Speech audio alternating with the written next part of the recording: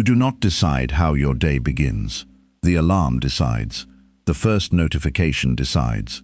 The traffic, the inbox, the tone of a stranger's voice, all of it reaches you before you've had a single thought of your own, and by the time you notice, you're already reacting, already tense, already behind. Most people live this way without ever questioning it. They assume this is simply what a day is, something that happens to you, and you absorb it as best you can. Marcus Aurelius ran an empire under that same pressure. Epictetus began life owning nothing, not even his own body. Seneca lived close enough to power to watch it turn on him more than once. None of them controlled their circumstances. What they controlled was smaller and far more decisive, the space inside themselves where every circumstance had to pass through before it became a feeling. That space can be trained. Not through willpower, which burns out, but through habit, which compounds. What follows are 6 practices, arranged so each one prepares you for the next. The first asks almost nothing of you. The 6th asks everything, and it is the one most people quietly avoid, because it is the one that changes the most. Stay through it. Habit 1.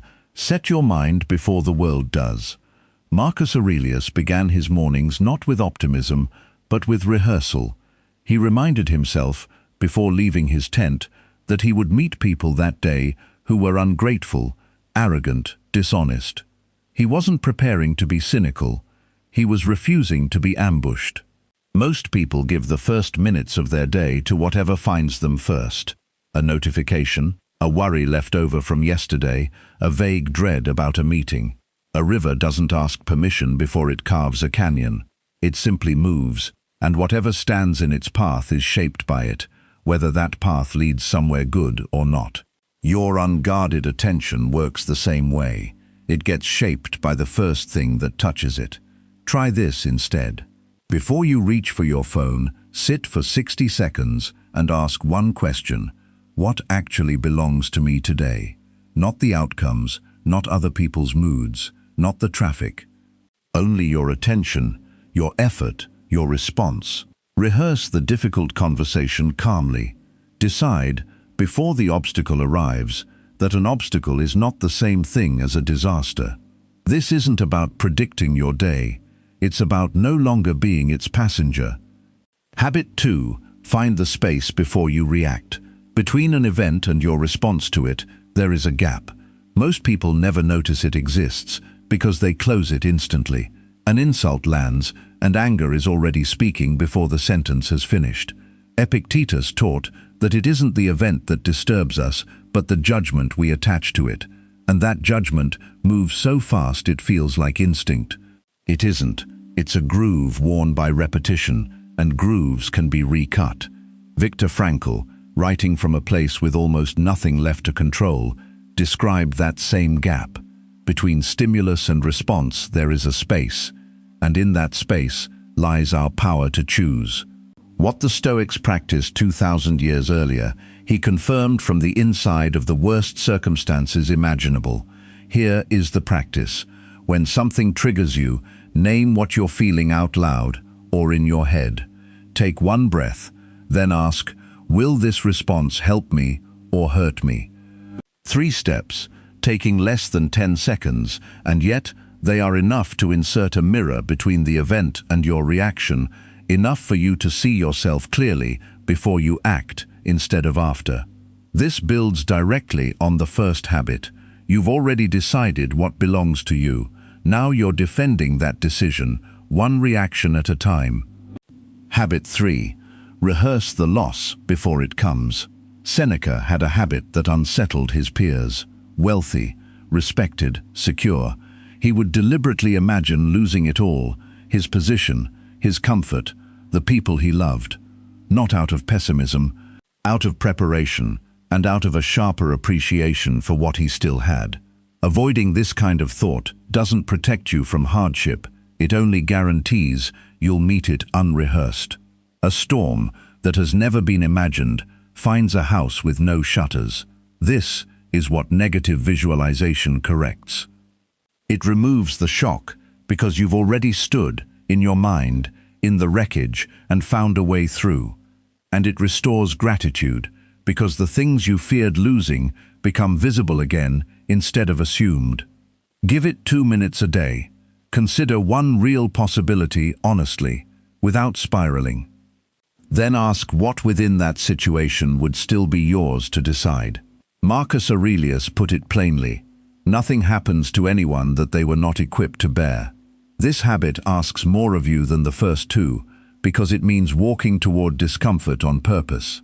That is exactly what makes it work. Habit 4. Close the day the way you opened it. Seneca ended each day the way a commander reviews a battle, not to punish himself, but to learn what went well, where he faltered, what tomorrow would ask of him differently. Most people end the day the way they began it, distracted, scrolling, carrying stress they never processed into a sleep that doesn't fully rest them. 5 minutes changes this. Ask yourself 3 questions before bed. Where did I respond well today? Name it plainly. This isn't vanity, it's reinforcement. Where did I react instead of respond? Name that too, without excuses. And what, specifically, will I do differently tomorrow? Marcus Aurelius called this stepping outside yourself, looking down at your own day the way you'd look at someone else's, with honesty instead of defensiveness. You are not your mistakes, you are the one reviewing them. Paired with the morning ritual, this closes a loop. You set direction at dawn, you hold it through the day, and at night you correct your course. You are no longer drifting, you are steering. Habit 5. Choose discomfort before it chooses you. Seneca, despite his wealth, would sometimes sleep on a hard floor, wear rough clothing, eat plain food, for days at a time. He didn't do this because he had to. He did it so that if hardship ever arrived uninvited, it would find someone who had already met it on his own terms. Comfort, left unchallenged, quietly narrows what you can tolerate. A fire needs fuel it can resist a little, or it goes out. The same is true of resilience. Sit without your phone for 30 minutes, take a cold shower, skip a meal, and notice that hunger, while uncomfortable, is not an emergency. None of this is punishment. It's proof, gathered on your own schedule, that you are sturdier than your comfort has let you believe. This is harder than the first 4 habits, which is exactly why it comes 5th. It asks you to act against your own immediate preference, deliberately, and that kind of discipline only holds once the earlier habits have given it a foundation.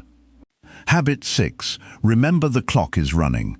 Marcus Aurelius, the most powerful man of his era, kept a skull on his desk, not as decoration, as a daily instruction.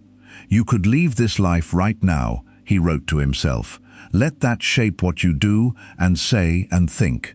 This is memento mori, and it's the habit people avoid most, because it feels uncomfortable to look at directly. But pretending your time is unlimited doesn't protect you from its end. It only guarantees you'll spend what's left of it carelessly. An old tree doesn't grow taller by ignoring the season. It grows by responding to the time it actually has. Try adding 1 sentence to your morning ritual. I might not see tomorrow. Not with fear, with clarity. Then ask, if this were genuinely my last day, would I spend it on resentment, on distraction, on things I've been postponing? Seneca wrote that we should prepare our minds as if we had already reached the end of life, and settle our accounts each day rather than deferring them indefinitely. This isn't grim, it's the thing that makes everything before it matter. Your morning intention becomes urgent, your pause becomes essential, your evening honesty becomes non-negotiable, because there may not be an infinite number of evenings left to practice it. What changes when you hold all 6? None of these habits work in isolation. The morning ritual sets your course. The pause defends it through the day. Negative visualization keeps you from being blindsided. Evening reflection closes the loop and adjusts tomorrow's course. Voluntary discomfort builds the strength the other habits require. And memento mori sits beneath all of it, quietly insisting that none of this is optional, because the time to practice it is not unlimited. An untrained mind is shaped by whatever reaches it first, a notification, an insult, a bad morning. A trained mind responds instead of reacts, prepares instead of panics, reflects instead of repeating the same mistake on a loop. This isn't a personality change, it's a rebuilt relationship with your own attention, one habit at a time. Start with one. The 60-second morning ritual is enough for the first week. Add the pause in week 2. Let each habit earn its place before you add the next. By the 6th week, you won't recognize the version of yourself that used to let the world decide how the day would feel. The Stoics weren't unusually calm people who got lucky. Marcus Aurelius wrestled with anxiety. Seneca struggled with his own temper. Epictetus built all of this from a body he didn't get to choose.